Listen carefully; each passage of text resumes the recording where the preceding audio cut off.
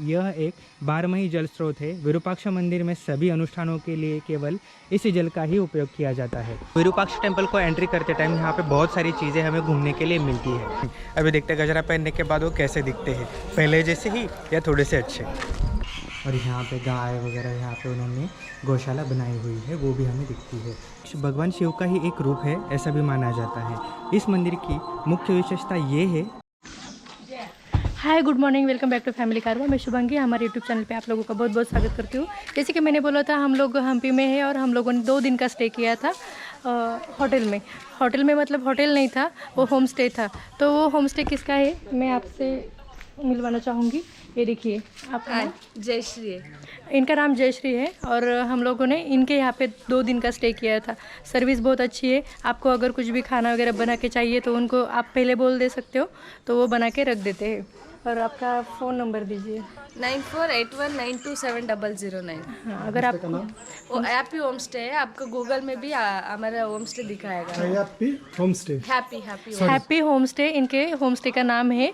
और गूगल पे सर्च करोगे तो ये नाम आ जाता है और हम लोग स्क्रीन पे दे देंगे वो नंबर। और इनका 9481927009। हाँ, ये नंबर है। अगर आप कांटेक्ट करना चाहोगे तो ये नंबर पे कांटेक्ट कर सकते हो उनको। सो सबसे पहले हम लोग विजिट करने वाले हैं विरूपाक्ष टेम्पल, राइट। सो आप देखिए,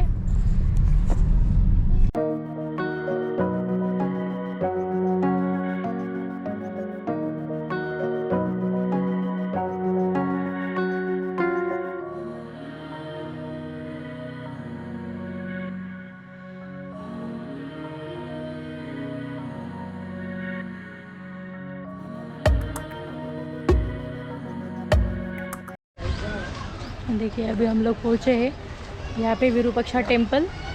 उस रोड से हम लोग आए थे यहाँ पे, और यहाँ से कमलपुरा गांव 4 किलोमीटर आगे है। और यहाँ पे हम लोगों ने गाड़ी पार्क की है और अभी यहाँ से जाएंगे अंदर।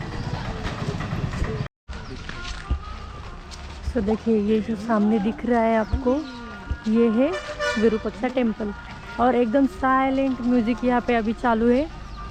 बाहर तक उसकी आवाज़ सुनाई दे रही है और बहुत सुबह सुबह ऐसा म्यूज़िक सुनकर मन भी प्रसन्न हो जाता है। विरूपाक्ष टेंपल को एंट्री करते टाइम यहाँ पे बहुत सारी चीज़ें हमें घूमने के लिए मिलती है। तो फिलहाल के लिए हम जो एंट्री कर रहे हैं वो विरूपाक्ष टेंपल के ये एंट्रेंस है।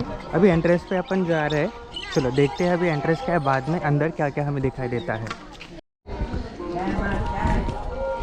मंदिर में जैसे ही हम एंट्री करते हैं, राइट साइड की तरफ हमें यहाँ पे शूज़ निकालने के लिए स्टैंड दिया गया है। तो ये देखिए, यहाँ पे 2 रुपये शूज़ के लिए पे करने हैं हमें। और वैसे जैसे ही हम यहाँ पे से निकलते हैं, हम इस मंदिर के अंदर जाएंगे। विरूपाक्ष टेंपल इसे कहा जाता है। जैसे ही हम शूज़ रख के बाहर निकलते हैं, हमें सामने की ओर यहाँ पे बहुत सारे बंदर दिखते हैं। क्योंकि और ये ना, मंदिर के अंदर दर्शन करने से पहले इन्होंने लिया है गजरा। अभी देखते हैं गजरा पहनने के बाद वो कैसे दिखते हैं, पहले जैसे ही या थोड़े से अच्छे। ये देखिए, गाड़ी गेलो क्लिपा काढा परस मधल्या। थोड़ा सा कैसे लग रहा है? अच्छा तो लग रहा है। जैसे हम विरूपाक्ष मंदिर में अंदर एंट्री करते हैं तो हमें ऐसा स्ट्रक्चर दिखाई देता है कि बहुत अच्छा तरीके से वो बनाया गया है। पुराने ज़माने बनाया हुआ ये विरूपाक्ष टेंपल पूरा पत्थरों में बनाया गया है। इसके लिए एक कहानी बोली जाती है, दंतकथा है कि यह मंदिर भगवान विरूपाक्ष और उनकी पत्नी देवी पंपा को समर्पित किया गया है। विरूपाक्ष भगवान शिव का ही एक रूप है ऐसा भी माना जाता है। इस मंदिर की मुख्य विशेषता ये है कि शिवलिंग है जो दक्षिण की ओर झुका हुआ है। इस मंदिर में जो शिवलिंग है वो थोड़ा सा दक्षिण की ओर झुका हुआ है और शिवजी से जुड़ा हुआ है। ये तो हमें बात अभी पता चली है। मतलब पौराणिक कथाओं के मुताबिक रावण जब शिवजी के दिए हुए शिवलिंग को लेकर लंका जा रहा था तो यहाँ पर रुका था। उसने इस जगह एक बूढ़े आदमी को शिवलिंग पकड़ने के लिए कहा दिया। उस बूढ़े आदमी ने शिवलिंग को ज़मीन पर रख दिया।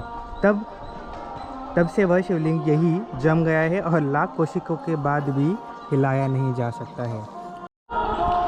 इस मंदिर में आने के बाद यहाँ की दीवारें बहुत सारी कहानियाँ बता रहे हैं। चलो मैं आपको दीवारें भी बताता हूँ और वो हर एक दीवारों पे जो चिन्ह चित्रित करे गए हैं जो चिन्ह चित्रित करे हुए हैं वो चिन्ह हमें क्या बताते हैं वो भी मैं आपको बताता हूँ। तो सबसे पहले हमें यहाँ पे ये सामने कुछ चिन्ह चित्रित करे हुए दिखते हैं, ठीक है।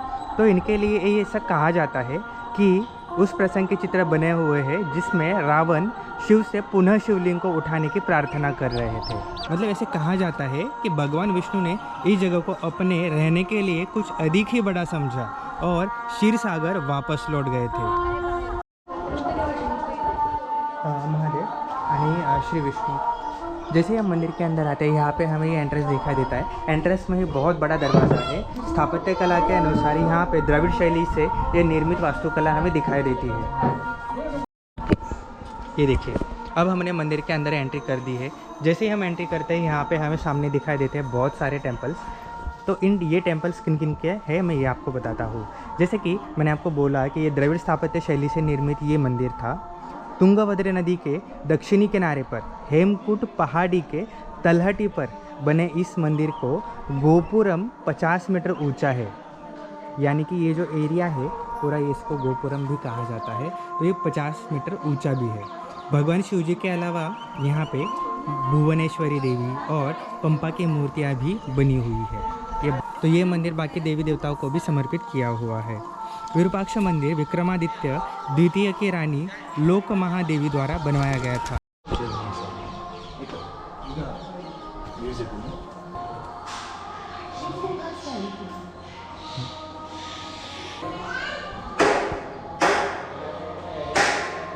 देवी देवताओं के चिन्ह पर प्रतिवर्तित करे हुए हैं, आप देख सकते हो, जैसे कि ये वाले। देखो हर एक पिलर पर हमें ये दिखाई देता है। देखो यहाँ से दर्शन के लिए हमें लाइन है। यहाँ से दर्शन के लिए अंदर जाते हैं। अभी तो उन्होंने दर्शन के लिए कुछ देर पहले उन्होंने बंद किया था दरवाज़ा। अभी दरवाज़ा उन्होंने ओपन किया है। देखिए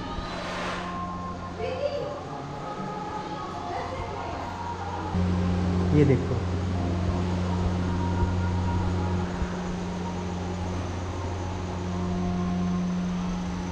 ये देखो जैसे हम अंदर आते हैं ना, यहाँ पे हमें देवी के मंदिर दिखाई देता है। देखिए यहाँ पे हमें देवी दिखाई देती है। जैसे ही हम मंदिर के दर्शन करने के बाद पीछे की ओर आते हैं तो यहाँ पे हमें ऐसे चक्कर लगाने के लिए, यानी कि भगवान जी को प्रदक्षिणा लगाने के लिए यहाँ पे जगह दी गई है।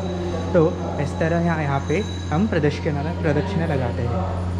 ये देखो यहाँ पे हमें एक देवी और दिखाई देती है, यानी कि गाइस जैसे कि मैंने आपको बताया ये पंपा देवी का मंदिर है। मंदिर में कैमरा अलाउड ना होने के कारण मैं आपको अंदर का नहीं दिखा सकता, लेकिन आप यहाँ पे देख सकते हो यहाँ पे लाइन लगी हुई है मंदिर में दर्शन करने के लिए। जैसे ही हम मंदिर की पीछे की ओर आते हैं तो हमें मंदिर में यहाँ पे एक भंडार दिखाई देता है जहाँ पे उनको ज़रूरी सामान रखा गया है। ये देखो, और यहाँ पे गाय वगैरह यहाँ पे उन्होंने गौशाला बनाई हुई है, वो भी हमें दिखती है। जैसे हम मंदिर के बैक साइड में आते हैं और लेफ़्ट साइड में जाते हैं ना, तो हमें सामने ये ऐसी छोटी सी लाइन दिखती है बाहर निकलने के लिए। हम देखते हैं कि वहाँ पे क्या रखा हुआ है। श्री रामचंद्र यानी कि हमारे श्री राम वो यहाँ पे आया करते थे और भगवान शिव जी के दर्शन करने के लिए, उनकी पूजा करने के लिए वो सबसे पहले यहाँ पे नहाया करते थे। यहाँ पे नहाने के बाद वो मंदिर में जाते थे। लोक पावनी विरूपाक्ष मंदिर के दक्षिण पश्चिम में स्थित एक अनूठी बावड़ी है। ये बावड़ी है, यह बावड़ी के चारों ओर 15 सालू मंडप है।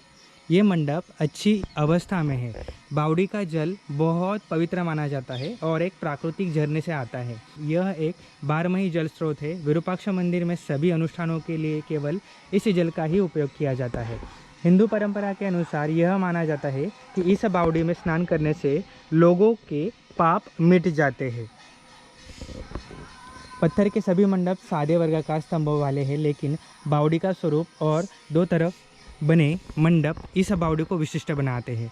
बावड़ी पर कोबरा, मछली, कछुआ, शिवलिंग और नंदी आदि की मूर्तियाँ उत्कीर्ण करी हुई है। इस बावड़ी के पास नाग मूर्तियाँ और शिव मंदिर में मिले हैं।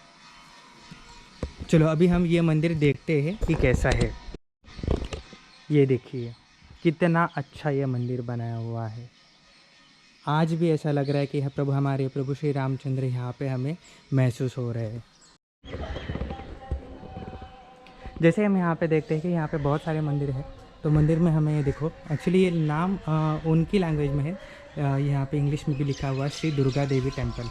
यहाँ पे हमें दर्शन होते हैं माँ श्री दुर्गा देवी के, और उनके यहाँ पे हमें दर्शन होते हैं माँ श्री दुर्गा देवी के। सेम दर्शन लेके यहाँ से बाहर निकलते हैं, तो बाहर निकलने के बाद हमें दिखाई देते हैं कि सामने की ओर यहाँ पे दूसरा मंदिर है।